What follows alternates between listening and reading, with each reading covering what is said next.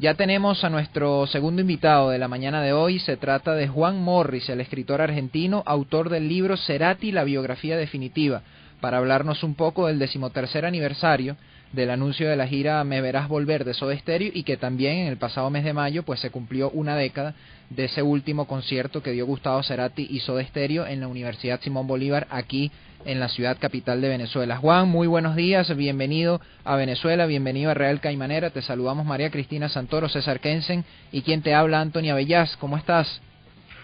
Buen día, ¿qué tal? ¿Cómo andan? Muy bien, gracias. ¿Cómo te trata la cuarentena? Bien, la verdad que soy de los afortunados que puede trabajar desde su casa, así que no me puedo quejar. Juan, estuve leyendo un poco sobre tu trayectoria profesional y más o menos lo que te llevó, lo que desembocó a que escribieras este libro, y fue esa crónica que escribiste para la revista Rolling Stone de los últimos momentos de Cerati en nuestro país, ¿no? ¿En algún momento te imaginaste, cuando te adjudicaron el proyecto, que tentativamente era para 10 meses y luego terminó alargándose hasta casi 5 años, te imaginaste la magnitud tal vez del trabajo que tenías entre manos, de lo complicado periodísticamente hablando que podría ser? Bueno, sabía que era un trabajo que definitivamente me iba a llevar 8 meses como me pedían originalmente, porque era meterse en la vida de una de las grandes estrellas de rock de Latinoamérica.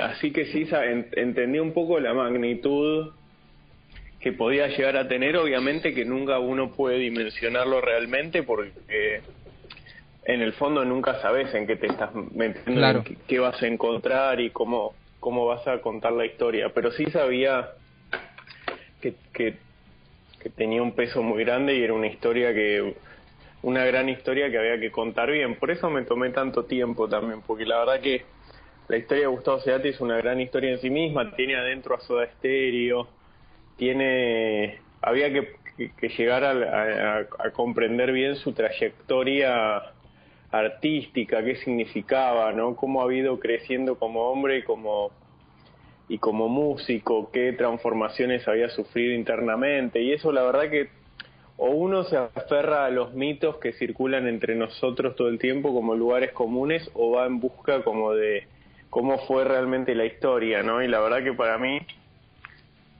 caer simplemente en la mitología construida alrededor suyo era como perder el tiempo, porque ya está hecho eso. Sí. No hace falta que nadie escriba un libro para acumular Claro. todos los lugares comunes que ya se dicen, ¿viste? Entonces la verdad que el otro trabajo es más por lo menos lleva mucho más tiempo. Mira, un ejemplo claro es los looks de Soda Stereo. Una manera de contar eso era: copiaban a los grupos de afuera, viste, a The Cure, a toda la movida New Wave. Okay. Pero otra manera de contarlo era que él había visto entre el público una chica de 15 años toda vestida con una cresta y maquillada, y le encantó su look. Y era una chica que había vivido en Londres y en Bélgica varios años, que acaba de volver a Buenos Aires, y él se enamoró de ella. Él tenía 23 años y ella 15, y era casi polémica la edad. Bueno, pues en realidad era.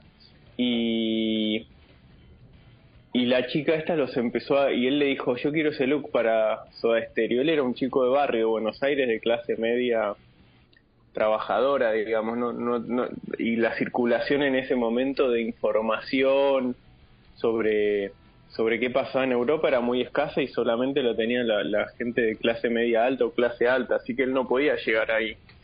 Entonces esta chica fue la que les tradujo los looks y la que les peinaba los pelos, los maquillaba, les cortaba la ropa, pero porque ella entendía, porque había vivido allá y fue su novia durante los primeros años de Soda Stereo. Él cuando la vio estaba tocando en un escenario, y la vio entre el público, y cuando terminó de tocar bajó a buscarla.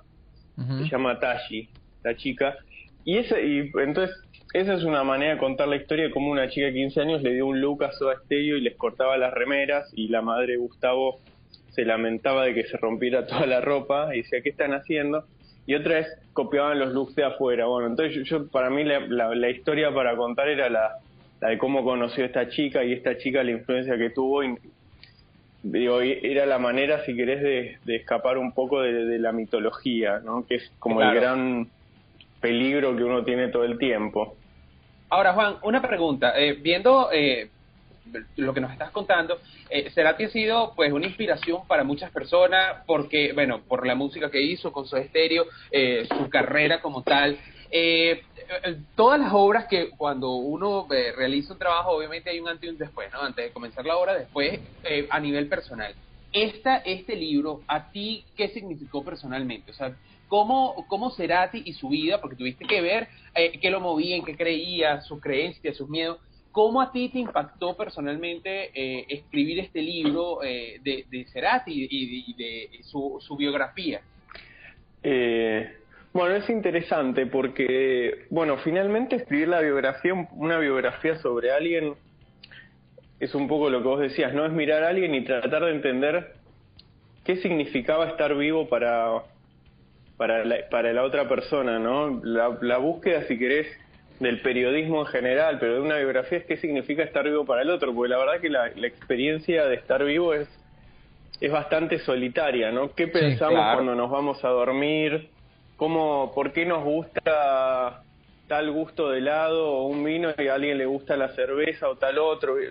Podemos vivir durante años con alguien y no sabemos qué pasa por su cabeza cuando se va a dormir o que la otra persona sepa que va por la nuestra. No hay un lugar de nuestra mente donde estamos completamente solos y tiene que ver con la experiencia humana, ¿no? ¿De qué se trata estar vivo? Entonces, para mí el desafío del libro era tratar de reconstruir que cuando alguien lea el libro, o por ahí entender yo también, que lo lees y puedas, como ni siquiera es intelectual, ¿no? Es más emocional la sensación de, bueno, la vida o estar vivo era esto para Gustavo Cerati. Entonces, cuando uno, obviamente que la única manera de hacer bien eso es poniendo en cuestión de qué se trata para uno la vida, ¿no? Porque si uno trata, es muy difícil comprender de qué se trata para otros si ese trabajo no implica una reflexión sobre uno mismo.